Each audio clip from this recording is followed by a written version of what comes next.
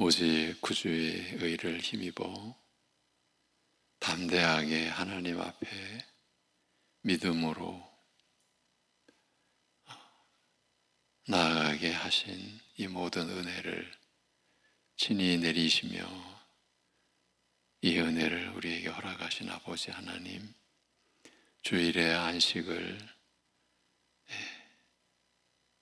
복음의 은혜를 누리게 하시고 이제 그 은혜로 우리가 오늘을 이 한 주간을 믿음으로 살아갈 때에 자기를 신뢰하지 않게 하옵시고 자기의 지혜를 따르지 않게 하여 주옵시고 주님을 어떠한 상황에서도 찾고 부르고 의지하며 그리하여 주님의 은혜가 우리의 삶에서 어떻게 나타나시며 어떤 열매를 맺어 가시는지 그 은혜를 경험하며 그 은혜를 또 누리고 나누며 살아갈 수 있게 또한 우리를 붙잡아 주시옵소서.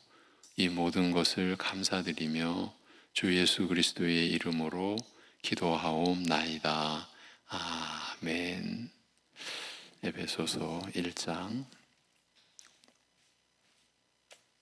7절에서 10절 보시겠습니다.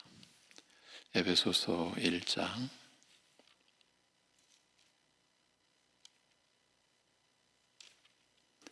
7절에서 10절.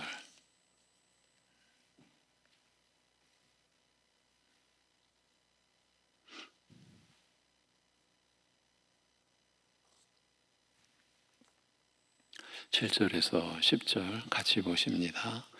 우리는 그리스도 안에서 그의 은혜의 풍성함을 따라 그의 피로 말미암아 속량 곧 죄 사함을 받았느니라. 이는 그가 모든 지혜와 총명을 우리에게 넘치게 하사 그 뜻의 비밀을 우리에게 알리신 것이요 그의 기뻐하심을 따라 그리스도 안에서 때가 찬 경륜을 위하여 예정하신 것이니 하늘에 있는 것이나 땅에 있는 것이 다 그리스도 안에서 통일되게 하려 하심이라. 아멘. 지난 시간 7절을 통해서 나눈 말씀이 이것입니다. 그의 피로 말미암아 속량 곧 죄 사함을 받았느니라. 이 구절, 그리스도께서 속량의 대가를 지불하심으로 우리들은 하나님으로부터 죄를 용서받을 수 있게 되었습니다. 인생에서 죄 용서를 받는 것보다 더 중요한 것은 없습니다. 사람들은 이 땅에서의 자신들의 일을 위하여 눈코 뜰 새 없이 바쁘게 살아가지만 그러나 정작 가장 중요한 것은 그들 자신의 죄를 용서받는 것입니다. 히브리서 9장 22절에 율법에 따라 거의 모든 물건이 피로써 정결하게 되나니 피 흘림이 없은즉 사함이 없느니라고 하였습니다. 구약시대의 희생 제물은 예수 그리스도의 십자가에서의 죽으심을 상징했습니다. 그리스도께서 십자가에서 피를 흘리심으로 곧 죽으심으로 죄에 대한 문제를 완전하고도 영원히 해결하셨습니다. 이것이 복음의 은혜의 진수입니다. 히브리서 9장 11절 12절에 그리스도께서는 장래 좋은 일의 대제사장으로 오사 손으로 짓지 아니한 곧 이 창조에 속하지 아니한 더 크고 온전한 장막으로 말미암아 염소와 송아지의 피로 하지 아니하고 오직 자기의 피로 영원한 속죄를 이루사 단번에 성소에 들어가셨느니라고 하였습니다. 그리스도께서 자신의 몸을 희생 제물로 영 단번에 드리심으로써 우리의 죄를 완전하게 해결하여 주신 것입니다. 우리가 주 예수 그리스도를 믿는 이 믿음 안에, 이 믿음의 고백 안에 우리에게 허락되어진 은혜의 내용이 이것입니다. 자신의 몸을 희생제물로 영 단번에 드리심으로써 우리의 죄를 완전하게 해결하여 주신 그리스도, 이것이 그리스도를 믿는 믿음의 진수인 것이죠. 안타깝지만 이 죄를 완전하게 해결하여 주셨다라는 이 믿음에 아직 이르지 못한 교인들이, 신자들이 있다라고 하는 현실을 부정할 수가 없습니다. 자신의 죄가 완전히 해결됐다, 이게 안 믿어지는 것입니다. 그러면 어떻게 됩니까? 자신의 어떤 행위로 뭔가를 해야만 하는 겁니다. 내가 죄 용서받으려면 제가 무엇을 해야 됩니까? 이런 말을 여러 가지 이유로 나타내지는 못하고 누군가에도 말을 못하면서도 본인은 늘 그 생각을 갖고 있는 거죠. 내가 무엇을 해야 되지?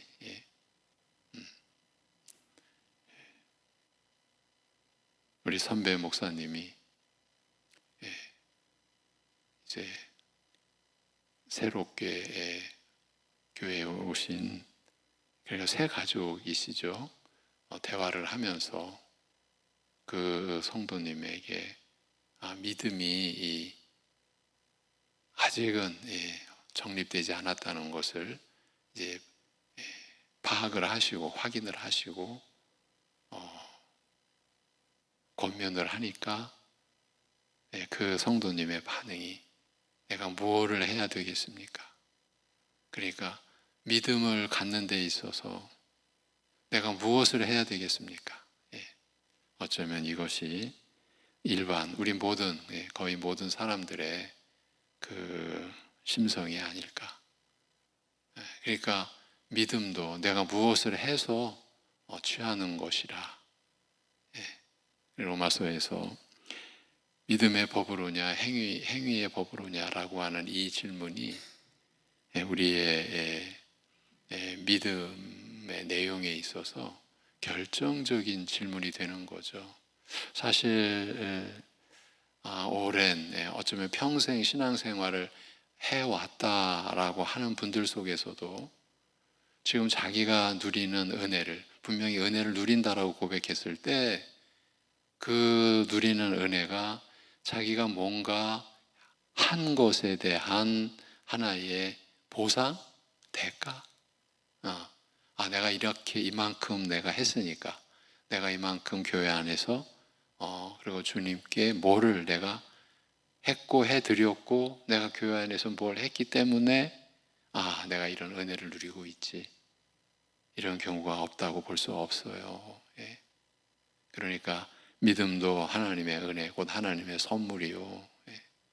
우리가 거룩함으로, 의롭고 거룩함으로 새롭게 빚어져 이제 자라가는 우리 일생도 전적인 하나님의 은혜라고 하는 이 영적 이 이치가 말씀으로 이제 이해되어져야 하는 거죠. 그랬을 때 우리가 교회 안에서 일어나는 여러 가지 참 불행한 여러 가지 부딪힘이나 또 신앙생활 하면서 갖는 갈등이나 때로는 분쟁과 시기, 질투, 이런 거룩한 정서에 어울리지 않는, 일찍이 벗어버려야 할 그러한 어려움에서 우리가 벗어날 수가 있는 거죠. 우리가 믿게 된 것도 하나님의 은혜입니다. 구원을 받은 것도, 구원 이후의 삶도 하나님의 은혜로 일용할 양식을 구하라. 날마다 우리의 영육 간의 생존은 하나님께 의지하고 있다. 그걸 가르친 것 아닙니까? 이러한 말씀에 의한 믿음에 우리가 바로 설 때에 그리스도께서 희생제물로 자신의 몸을 드림으로써 우리의 죄가 완전하게 해결되었다라는 믿음에 이르게 되는 거죠. 그런데 죄의 용서는 단지 출발에 불과합니다. 우리는 죄의 사함으로부터 시작하여 이제 영광으로 나아가게 됩니다. 우리가 산상수훈을 통해 받은 또 어제 우리 이여준대 헌신 예배에서 수요 예배의 말씀을 다시 나눈 그 내용 속에서 우리가 죄의 용서는 내가 용서받은 것에서 끝나는 것이 아니다. 그렇다면은 주님께서 희생 제물 되어 주신 것이 대속 제물 되어 주신 것이 헛되게 되는 일이 될 수 있다. 용서 받은 자가 이제 용서하는 자로의 평생의 변화. 그것이 지금 여기서는 우리가 죄사함으로부터 시작하여 영광으로 나아가게 된다. 같은 내용을 갖는 거죠. 그래서 고린도후서 3장 18절에 우리가 다 수건을 벗은 얼굴로 거울을 보는 것 같이 하여 주의 영광을 보매 그와 같은 형상으로 변화하여 영광에서 영광에 이르니 그 주의 영으로 말미암음이니라. 우리가 주의 영광을 보매 그와 같은 형상으로 변화하여 영광에서 영광에 이르는데 놀랍게도 이 또한 곧 주의 영으로 말미암음이니라.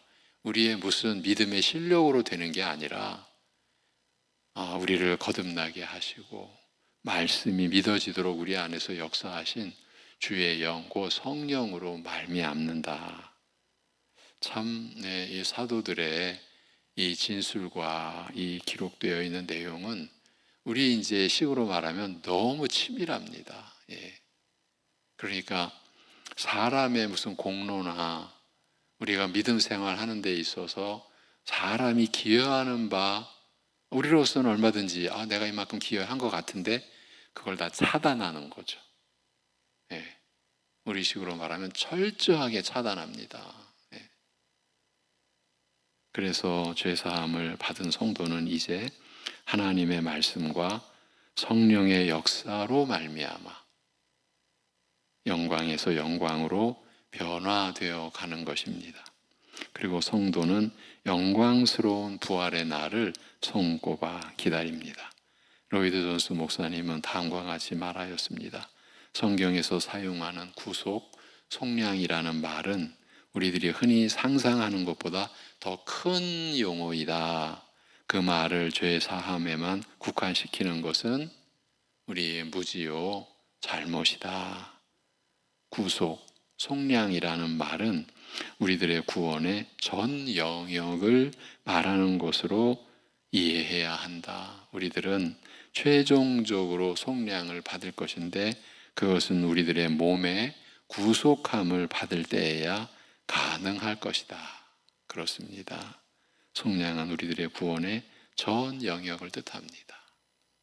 그래서 이 땅에서 죄사함을 받은 하나님의 자녀들은 이제 몸의 구속을 간절히 기대하는 것입니다. 이것을 달리 말하면 예수 그리스도의 다시 오심을 간절히 기대하는 것입니다. 그뿐 아니라 또한 우리 곧 성령의 처음 익은 열매를 받은 우리까지도 속으로 탄식하여 양자 될 것, 곧 우리의 몸의 속량을 기다리느니라고 바울이 로마서에서 진술한 내용 그대로입니다. 이 이제 7절을 중심으로 지난 시간까지 나눈 내용입니다. 이제 오늘부터는 8절부터 10절.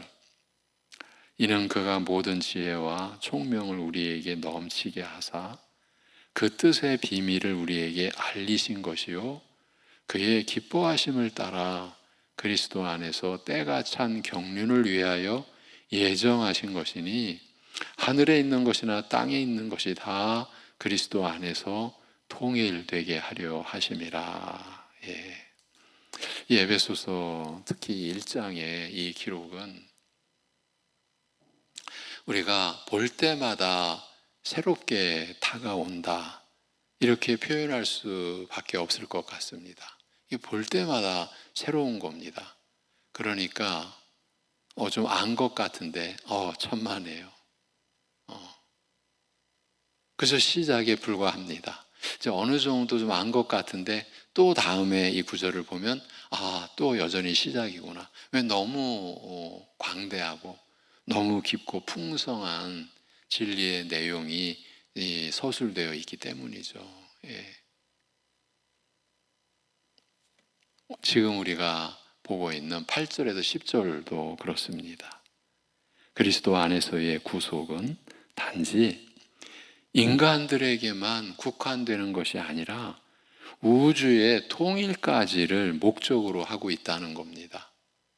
이걸 도대체 우리가 어떻게 접근할 수 있으며 상상조차 불어되는 그런 내용 아닙니까? 참으로 이것은 위대한 진리가 아닐 수 없습니다. 이제 우리가 이러한 경우에 성경, 곧 하나님 말씀에 대한 이제 믿음이 관건입니다. 우리가 믿음에 손을 댈 수 있다면, 말씀에 대한 믿음이죠. 어떤 말씀은 이거는 믿는다, 믿을만하다. 어떤 말씀은 이것은 그저 지어낸 이야기 아닐까. 우리가 이런 식으로 우리의 믿음을 지닐 수 있다면 방금 전 이건 뭐 도대체 감당 못할 너무나 큰 내용이요, 큰 말씀이다. 그렇게 고민할 필요가 없는 거죠. 이것은 우리가 못 받네, 너무 크네. 그럼 안 받아들이면 되지.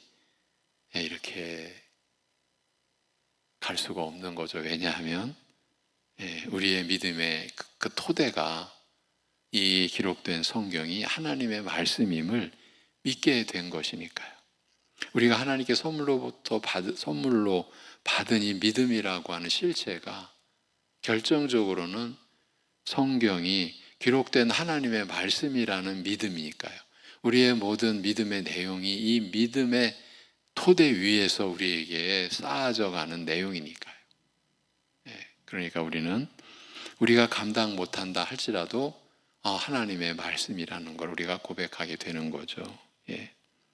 그래서 이러한 참으로 위대한 진리의 말씀을 우리는 자주 사실은 묵상해야 합니다. 이제 먼저 그 뜻의 비밀을 우리에게 알려주셨다라고 하는 부분만 오늘 좀 보려고 합니다. 그 뜻의 비밀을 우리에게 알려주셨다. 하나님께서는 영원전에 원대한 구속 계획을 마음에 작정하셨고 때가 되었을 때에 그것을 우리에게 알려주셨습니다. 본문 9절에 그 뜻의 비밀을 우리에게 알리신 것이요 라고 하였습니다.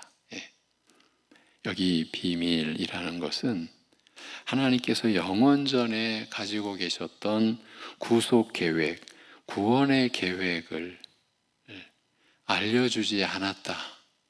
그래서 비밀이다. 이걸 뜻합니다. 하나님께서 영원전에 가지고 계셨던 구속 계획을 알려주지 않았다라는 것을 이 비밀이라는 이 표현 속에 담았습니다. 그러나 하나님께서는 그것을 계시해 주셨으니 우리에게는 더 이상 비밀이 아닙니다. 로이스 존스 목사님은 다음과 같이 말합니다. 하나님의 뜻과 구원의 의도는 그것을 알리시고 계시하실 때만 받을 수 있다는 의미에서 비밀이라는 말이 사용된 것이다. 이렇게 풀이해 주었습니다. 하나님의 뜻과 이 구원의 계획, 구원의 의도는 그것을 알리시고 계시하실 때만 받을 수 있다. 당연한 이치죠. 하나님의 이것은 하늘에 속한 의도요, 뜻이잖아요. 그러니까 이 땅에서 취할 수 없는 차원이잖아요. 그러니 그것을 알리시고 계시하실 때에만 우리가 받을 수 있다라는 의미에서 비밀이라는 말이 사용된 것이다. 비밀은 본래부터 인간의 이지로는 이해하기가 불가능한 것을 의미하기보다는 본래부터 인간의 이지로는 이해하기가 불가능한 것을 의미하기보다는 자연인의 생각으로는 미칠 수 없는 비밀스러운 것을 의미한다. 쉽게 말해서 땅에서 하늘의 것을 생각한들 미칠 수가 없는 거잖아요. 그렇게 쓰여졌다라는 거죠. 인간의 이지로 이해하기가 불가능한 것을 뜻한다기보다 미칠 수 없는, 우리 자연인의 생각으로는 미칠 수 없는 비밀스러운 것을 의미한다. 그러나 그 비밀을 하나님께서는 믿는 사람들에게 계시하셨고 밝혀주셨다. 신약 성경의 모든 가르침은 그리스도를 믿는 신자가 비밀에 들어갔고, 이제 비밀 속으로 들어간 거죠. 그들에게 비밀이 계시되었다는 것을 기반으로 한다. 신약 성경의 모든 기록된 말씀이 그리스도를 믿는 신자가 비밀에 들어갔고 그들에게 비밀이 계시되었다라는 것을 기반으로 한다라는 거예요. 구원의 진리는 그리스도인에게는 더 이상 비밀이 아니다. 저와 여러분에게는 이게 더 이상 비밀이 아닙니다. 비그리스도인에게만, 불신자에게만 비밀이다. 하나님께서 그의 은혜와 자비하심 속에서 그리스도인에게 그 비밀을 밝히시고 또 기뻐하셨으므로, 이것을 밝히시는 것을 기뻐하셨으므로 그리스도인에게는 하나의 열려진 비밀이다. 이렇게. 더 이상 비밀이 아니에요. 그러나 여전히 많은 사람들에게는 비밀이에요. 그래서 그리스도에게는 하나의 열려진 비밀이다. 로이스 존스 목사님은 이렇게 풀이를 했습니다. 하나님께서 지혜와 총명을 우리에게 주셔서 그 비밀을 알게 해주셨기 때문에 그 비밀은 우리에게 열려진 비밀이 된 것입니다. 우리가 그리스도를 믿는 우리에게 그 비밀이 밝혀졌다. 이 얘기는 하나님께서 우리에게 지혜와 총명을 주셨다. 우리 같이 무지하고 연약한 우리에게 이 구속의 비밀을 받을 수 있는 지혜와 총명을 주셨다. 이런 이해가 되는 것이죠. 우리가 이러한 이해를 온전하게 가질 때에 우리가 살아가는 삶에서 언제나 자신의 지혜를 신뢰하지 않고, 시편이나 잠언서에 보면 계속해서 말씀합니다. 자기를 신뢰하지 말라. 자기의 지혜를 자랑하지 말라. 이것이 인간의 속성, 죄로 인하여 부패하여진 그 속성이 어떻게 나타나느냐? 자기를 신뢰하는 것, 자기의 지혜를 자랑하는 것. 그리고 그렇기 때문에 잘 되면 자기의 지혜로 일을 잘 해냈다고 말하고, 잘 안 되면 그 자랑하는 자기 지혜로 남을 탓하는 거죠.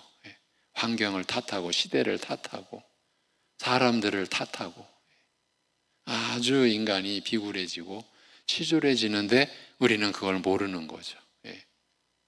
이 자기를 신뢰하는 교만한 이 열매들이 이렇게 나오는 거죠. 우리가 숱하게 겪어왔던 자신에게서 또 함께 살아가는 사람들에게서 확인해 왔던 내용이죠. 그런데 자기를 신뢰하지 않게 되었을 때 그 사람에게는 분명한 이제 변화의 시점이 도래했다. 본인도 느끼지만 함께 살아가는 이웃들도 가족들도 어느 정도는 짐작이 되죠. 그래서 자기를 신뢰하지 않는다. 자기 지혜를 의지하지 않는다라고 하는 것은 사실은 엄청난 이게 변화거든요. 겉으로 드러나는 모습은 없어요. 그렇다고 해서 뭐 환경이 확 바뀌거나 절대 그렇지는 않죠. 그런데 그의 내면에서는 가히 혁명이 일어난 거예요. 성령의 역사, 말씀의 개혁이 일어난 것이죠. 심령이. 제가 하나님께서 지혜와 총명을 우리에게 주셔서 그 비밀을 알게 해주셨기 때문에 그 비밀은 우리에게 열려진 비밀이 된 것이다 라는 말씀을 나누면서 우리에게 지혜와 총명을 주셨다. 이 부분을 한번 확인해 드린 겁니다. 우리가 비밀을 알게 해주셨다라고 했을 때 우리의 그 옛사람의 이 지혜로 우리가 이러한 은혜의 내용을 받을 수 있었던 것이 아니라는 것을 확인해 드린 것이죠. 예. 로마서 16장. 로마서 16장이면 마지막이거든요. 이게 지금 로마서 16장 25절에도 27절을 들려드릴 텐데, 이게 이제 로마서의 그 장엄한 복음의 위대한 진리를 설파한 이 서신이 이렇게 마무리가 되어져요. 나의 복음과 예수 그리스도를 전파함은 영원 전부터 감추어졌다가 이제는 나타내신 바 되었으며, 영원 전부터 감추어졌었습니다. 그러니까 영원 전에 이 구속 계획이 수립되었다. 우리가 받은 복음과 예수 그리스도를 전파함은. 근데 여기 나의 복음이라고 했잖아요. 바울 사도가. 이거를 가지고 또 어떤 사이비들은, 그래서 모든 신자가 자기 복음을 가져야 된다. 이게 그 복음학교. 제가 어제 이 사이비들은, 이단들은 점조직으로 교회에 침투한다. 그래서 제가 인터콥이라는 한 선교단체죠. 우리 한국 모든 선교단체가 잘못되었다라고 교류를 금지한. 그렇지만 그 인터콥이라는 단체는 계속 교회에 침투합니다. 우리 성도님 중에도 인터콥을 아는 분이 계셨어요. 이미 침투에 들어온 거예요. 복음학교도 똑같습니다. 침투에 들어옵니다. 그래서 복음학교에 집회 갔다 오는 분들은 거기서 훈련을 받거든요. 이제 본교회로 돌아가면 절대 함구해야 된다. 그리고 은밀하게 포섭해라. 자기가 받은 은혜를 잘 간증하면서 같이 가자고. 포섭해라. 이렇게 나오거든요. 근데 이들이 이제 그 집회에 참석 일주일 동안 성경책에서부터 모든 것을 다 놓고 갑니다. 아무것도 가지고 갈 수가 없어요. 전화기는 당연한 거고요. 그리고 들어가서 이제 5일 동안 있다가 나오는데, 거기서 자기 복음이라는 것을 이제 기록을 합니다. 그러니까 자기가 신앙생활을 어떻게 했는데 이 복음학교에 와서 어떤 은혜를 받아서 내가 진짜 예수님 만났다, 이제 이런 거예요. 그게 제목이 뭐냐 하면 나의 복음이에요. 여기서 바울이 나의 복음이라고 한 것은 복음이신 예수 그리스도와 그의 십자가에서의 죽으심과 부활하심이 나에게 진리로 주어져서 그 그리스도에 대한 신앙 고백으로 나의 복음이라고 한 것인데, 그 집단은 내 복음이 누구에게나 다 있어야 된다. 자기의 신앙 간증, 그것도 이제 복음학교를 통해서 자기가 회심하게 됐다, 이렇게 생각하고 이제 제대로 신자가 되었다. 이제 전적으로 헌신하는 신자가 되었다.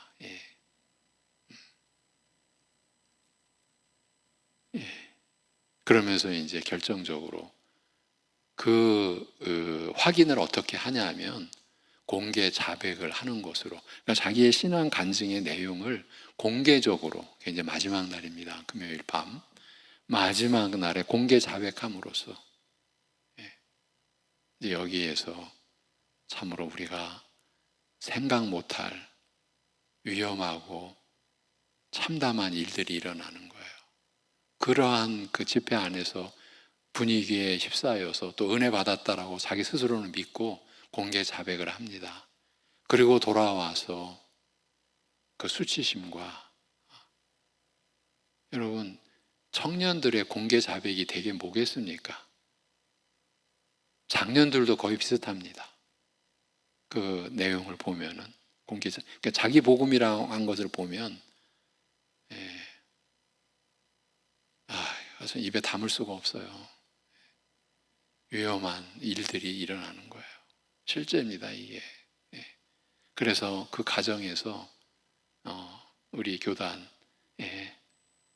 이 단체를 밝혀달라, 이렇게 된 거죠. 로마서 16장 읽다가 이렇게 됐는데 그 16장 그 끝절을 읽어드리고 기도하겠습니다. 나의 복음과 예수 그리스도를 전파함은 영원 전부터 감추어졌다가 이제는 나타내신 바 되었으며 영원하신 하나님의 영을 따라 선지자들의 글로 말미암아 모든 민족이 믿어 순종하게 하시려고 알게 하신 바 그 신비의 계시를 따라 된 것이니 이 복음으로 너희를 능히 경고하게 하실 지혜로우신 하나님께 예수 그리스도로 말미암아 영광이 세세 무궁하도록 있을지어다. 아멘. 이렇게 로마서가 마무리가 되어집니다. 기도하겠습니다. 하나님 아버지,